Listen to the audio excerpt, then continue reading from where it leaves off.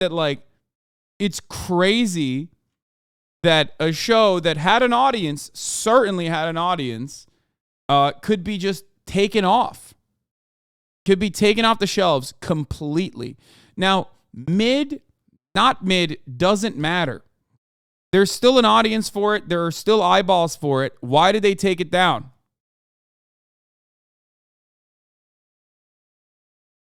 Yeah, it took too much time in between seasons, in my opinion. But why pay residuals when subscribers watch the dog shit movies for the same price?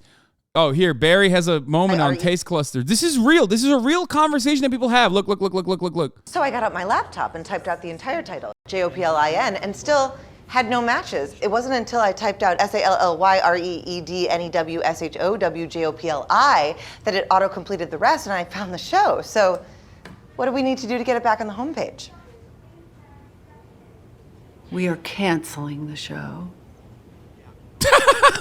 It's real. This is real. Why? Well, the algorithm felt it wasn't hitting the right taste clusters. Taste clusters? It's been 12 hours. Want to know what the irony is? HBO is pulling this shit too now. HBO is HBO for one reason, okay? Pre-Max, pre-fucking merger. HBO has been considered like premium television and possibly even a movie killer for the longest time for one reason and one reason only. They don't give a fuck about the algorithm. They make shows that they don't think is going to, it's prestige television because they don't make TV shows in the same way that other motherfuckers make TV shows. They make shows that are prestige because it's high quality and it's good art. Okay? That's why they used to do that. And now it's done. It's over. Even fucking HBO is over. You can't put a price tag on art. You cannot try to be a slave to the algo. True Detective Season 1 is premium television. Oh my fucking Lord. True Detective Season 2 sucks ass. It was awful.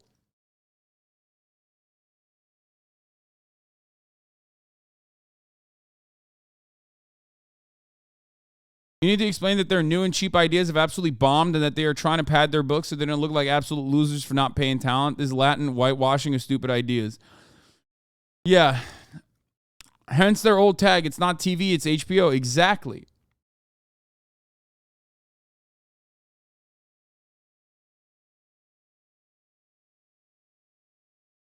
Netflix spent $200 million on the show and immediately canceled it 1 month after its release. Yeah, I mean, I didn't even fucking watch it. It seemed like it sucked.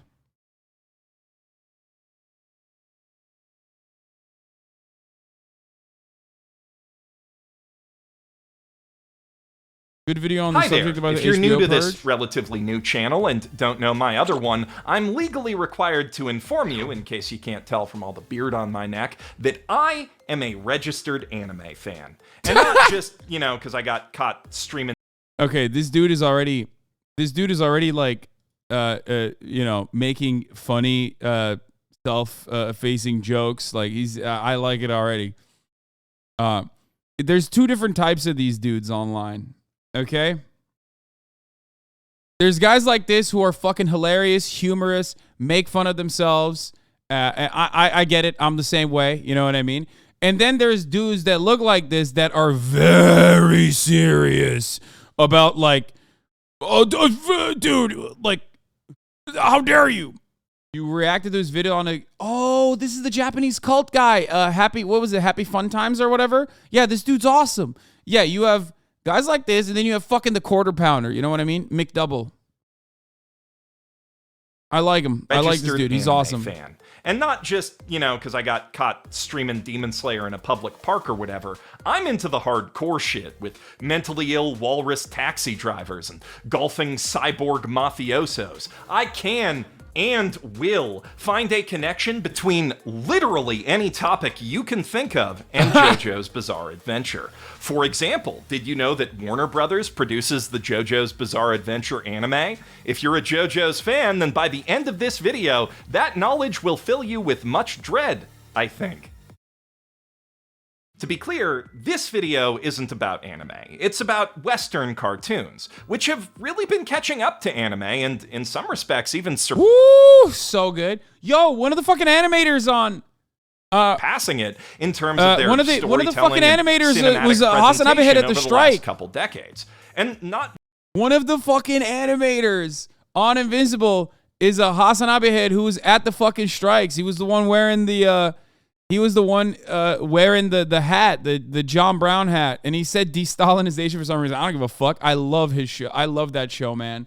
It's a he's a character designer. Sorry, not an animator. My bad. I fucked it up. Oh yeah. I'm already fucking it up. God, I love the HasanAbi heads, dude. They're everywhere. It's awesome. just the shows that directly emulate anime, like Avatar, either. From Adventure Time to Steven Universe to Over the Garden Wall to Gravity Falls to BoJack Horseman to That was me, King. Dude, you were dope. Thanks for coming out. Bob's Burgers to Rise of the TMNT, the bar for American animation has been raised across the board in every genre.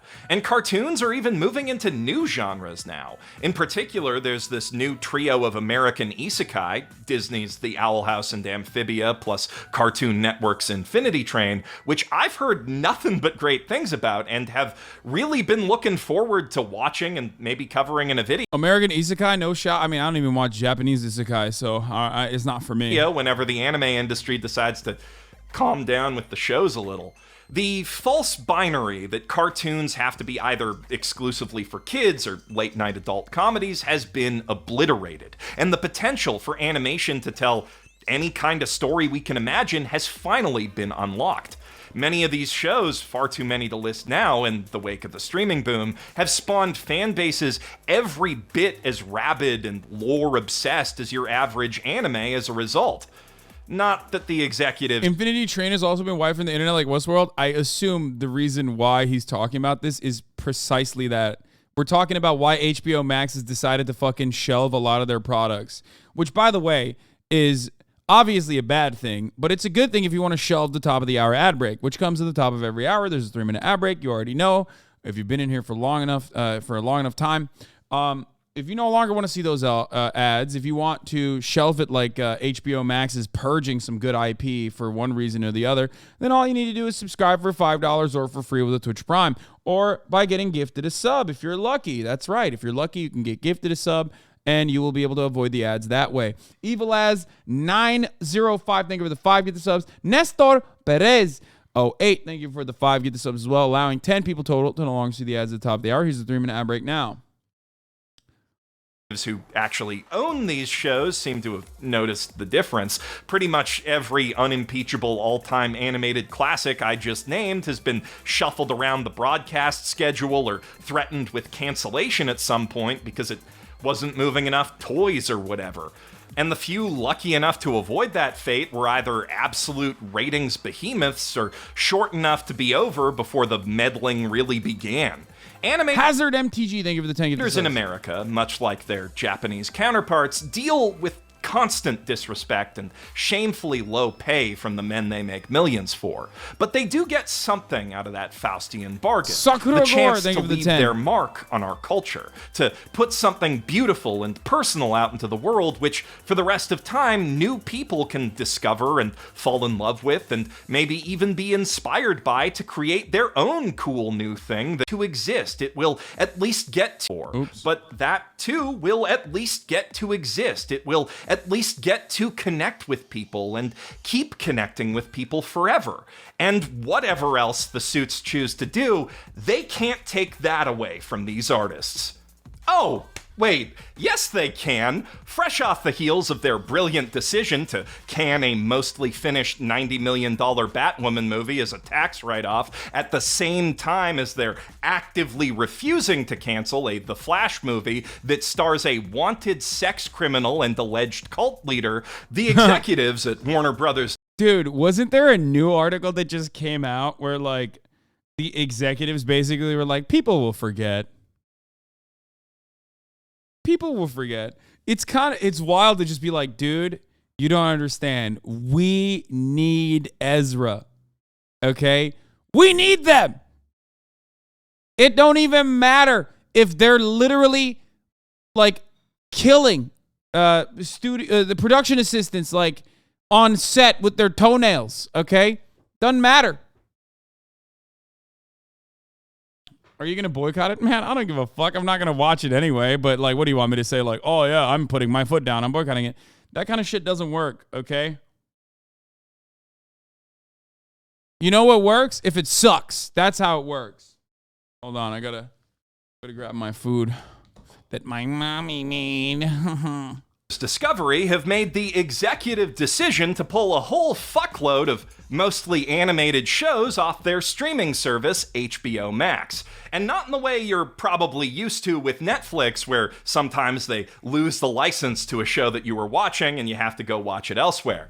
No, these are all shows that Warner Bros. Owns the entire IP to, including Infinity Train, OKKO, Aquaman King of Atlantis, hundreds of classic Sesame Street episodes, some of the most historically important American media of the last century, and even Elmo's new not-too-late night talk show. A few of these are also cancellations whose recently finished unaired seasons or movies will serve as tax write-offs for the brand, just like Batgirl and the no longer upcoming Scoob holiday special, which is fucking heinous enough as it is. Like, imagine pouring an entire year or more of your life into creating a work of art only for some fuckhead accountant to tell your boss he can put a bigger hot tub on his new yacht if it never sees the light of day. Also, any resource distribution system that actively incentivizes not distributing a product that's already consumed the resources needed to make it is perhaps due for a serious reassessment, but I don't want to fixate on that because what happened to the shows that weren't canceled for tax purposes is, frankly, even sadder and more infuriating. So far as I can tell, and just to be clear, I'm not an expert, there doesn't seem to be any tax benefit to removing a piece of media that's already been released and had a chance to recoup some of its costs. So then we must ask, why? Because they want to stop paying residuals to the artists. Residuals, if you're not aware, are payments that actors, writers, and other unionized contributors to mass industrial art receive whenever their work is re-aired or redistributed. They're like, These it's not worth the $8 we're paying. Years ago, thanks to the Hollywood Actors and Writers Guilds, guarantee that at least a fraction of the profits generated by their work after the fact will always get back to them. And that's true even when there are no profits sometimes. So it is totally possible for a studio to lose money on residuals.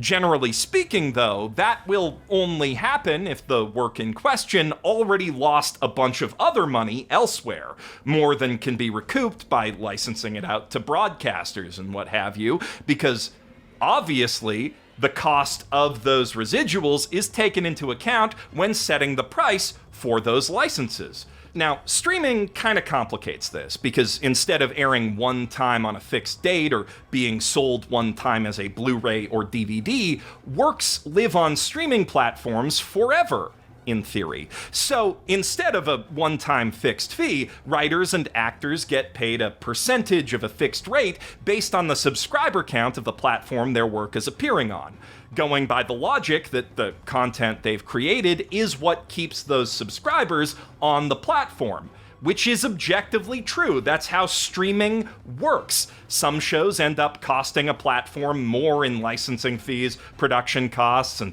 residuals than they make by directly attracting new subscribers with that show, but by presenting the subscribers drawn in by Squid Game or whatever with exclusive content that caters to a wide range of tastes, platforms can encourage users with those tastes to stick around after the big popular thing has fallen out of the public consciousness, eventually paying that money back and then some. This economic reality is baked into the very structure of streaming residuals, which decrease in cost year over year, the percentage falling off exponentially after the first 3 that a title is on a platform, and eventually bottoming out after 11 or 12 years at a fraction of what it used to be.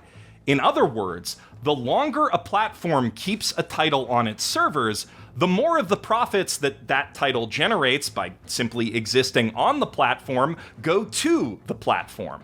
So, say for the sake of argument that the vocal talents of J.K. Simmons and beloved character actress Margot Martindale really are costing HBO Max way more than they're making on Infinity Train directly right now.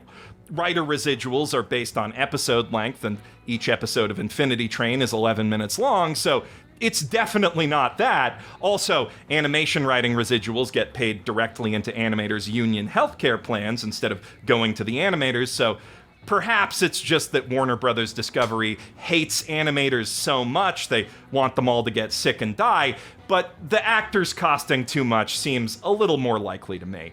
Whatever the case, since Warner Bros. Discovery owns the IP and doesn't have to pay any licensing fees to keep it, it's still smarter in the long term to leave it up for people to watch and discover, or even just leave in their watch lists forever as one of the things they plan to get to before unsubscribing, because that keeps them subscribed. And that's without even taking into account the potential for the IP to grow over time, find a new audience, maybe sell a bunch of merch. Shit! If one of these titles finds a new audience because of this news, and Warner Brothers decides that it makes economic sense to relist or license it to another platform later, they'll have to start paying that premium first-year residual rate all over again. There are so many downsides to delisting an exclusive title from a streaming platform, and so few upsides, yet they've done it to nearly 30 of them this month, plus several HBO Max original movies. So, we must once again ask, why? Why the hell would a company do something this hostile not just to its own employees, but its own customers? Something that, in the long term, sure seems like it's gonna be a big net loss for them. Because big publicly traded companies don't give a fuck about the long term anymore. All that matters to them is the current fiscal year, and they give even less of a fuck what their employees or customers want from them. The only people Warner Bros. Discovery CEO David Zaslav is trying to keep happy with this are the shareholders of his newly merged company. And those shareholders can collectively make a whole fuckload of money from their shares if, following that big merger, Zaslav is able to demonstrate a significant increase in company profits year over year, which he could do by selling more good movies and shows to the public and increasing profits that way, but that takes talent and intelligence, so instead he's laying off almost a fifth of his workforce, writing off any projects that could maybe lose money and likely won't turn a massive immediate profit, and cutting off residuals for a bunch of different shows for the rest of the fiscal year. This isn't some canny business strategy to ensure the long-term viability of the platform and brand. This is simply an act of mass sacrifice to the one true god of our modern age, the line. Blood spilled upon its mighty altar in hopes that it will bless us by going up. And it is a brutal sacrifice indeed. Not only are these titles being pulled from the only platform that will likely ever have the rights to stream them, leaving their creators despondent that their own children who they created the shows for won't be able to watch them, many of their soundtracks have been pulled from every music streaming platform, and all content related to them has been... They literally zuck it, dude. They scrub it from everything. It's so brutal. It's so wild. It's so insane. You know, it's great.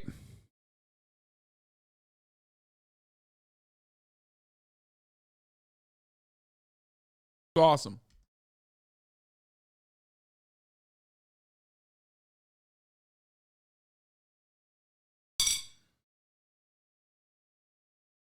been scrubbed from every relevant social media platform that WB owns. Not just from Cartoon Network's Twitter, but their YouTube channel, which, in Infinity Train's case, means that the pilot episode, which has millions of views and thousands of comments dating back to the very start of its fandom, is just gone.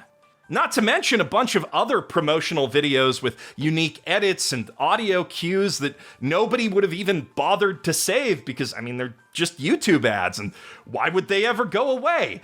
That shit's really gone, maybe forever. And just to add insult to injury, Warner Brothers has also immediately ceased manufacturing Infinity Train DVDs, which the residuals from those come out of the MSRP, so there's no way to lose money as long as they're selling. They went absolutely scorched earth with this move. So there's literally They hate Infinity Train. no way to watch the Dude, it seems like they just fucking hate this show, bro. What the fuck? They were like, we have to we have to deny its existence. They Maybe this is what the HasanAbi was saying when he said de-Stalinization. show any. They de-Stalinized Infinity Train. I don't know anything about the show itself. And quite frankly, I don't care. But again, a lot of these things I have opinions on are opinions based around principles. They're not necessarily a qualitative assessment over whether I individually consume the show, whether I personally like the show or not.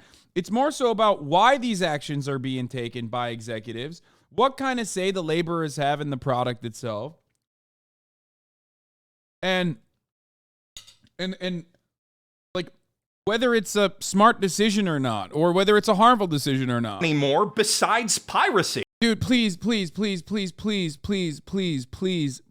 stop. Please.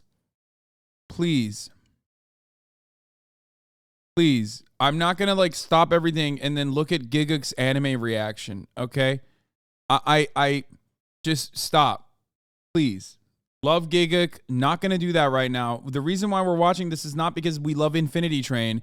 It's because it perfectly captures a show that was just like completely wiped off the fucking face of the earth because of mergers and because of companies now trying to generate value in the stock market over like actual actual art itself. And that's not me talking. The creator of Infinity Train says as much in his Twitter bio now. Technically, you can still buy the series through Google Play, Prime Video, and iTunes, where, thanks to this news, it's currently the top-selling show on the whole platform, but there's no telling when or if it will be delisted there too, or how long it will remain downloadable for people who've bought it if it is delisted. In many ways, the streaming industry has been great for anime, animation, and art in general. My God, what's that music? Media is more widely accessible today than at any point in human history, but there's no guarantee it will stay that way. Streaming services already put their libraries at risk simply by storing them in a centralized system where one catastrophic failure can wipe out unfathomable amounts of data. But on top of that, the dictates of for-profit business do very little to incentivize proper media preservation, and in some cases, like this one, actively disincentivize it. We face a very real risk of a lot of great new art just being lost to time forever, sooner than a lot of us realize. And I've come to realize that one of the only forces really standing against that terrible future is peer-to-peer file sharing. A system where, as long as one person on a network has a file, everyone has access to it. Now, it's not a perfect system either, mind you, but at least it's decentralized with lots of redundancies and a very simple incentive to keep these things accessible. Anyone who loves a work of art will download and seed it. Simple as that. That realization, more than anything, is, I think, what's driven me away from my old, hardline anti-piracy stance. I once made an argument. This man was anti-piracy? argument many years ago that We all live and we learn and we grow. fans of anime and media in general have a certain moral imperative to support anime and media in general streaming platforms wherever they can, to give some money back to the creators of the art we love, and more importantly, to financially incentivize the creation and distribution of more lovable art. There was a lot wrong with that argument, and a lot more wrong with the whole video that surrounded it. Please check out our podcast episode, Times Jeff Was Wrong, if you want to hear me go over some more of those issues in more detail and apologize for being so wrong. But I still stand by that core sentiment. Right now, streaming platforms are the primary driving force behind the creation and distribution of not just anime, but all movies and television, and everyone who pays into them is, to some extent, supporting the creation of that kind of content for everyone who enjoys it, including That's an older take. The anime and manga community has always been uniquely anti-piracy. I didn't know that. That's interesting. I did not know that was like a take in the anime and manga world. In the Western world, I have no fucking issues with it. I'm a Mr. Pirate. Har, har, har, arg, sail the fucking seven seas, get to the Grand Line, get to the New World. I don't give a fuck, dog. Pirate everything. Including pirates. I definitely wouldn't call it a moral imperative anymore, but I generally do think that paying for streaming platforms is a good thing to do that helps to keep existing art accessible and fuels the creation of more art. But that only holds true as long as these platforms are committed to giving us more art for our money, not taking away what we already have, not fucking over artists and their own customers purely for the sake of a year-end balance sheet.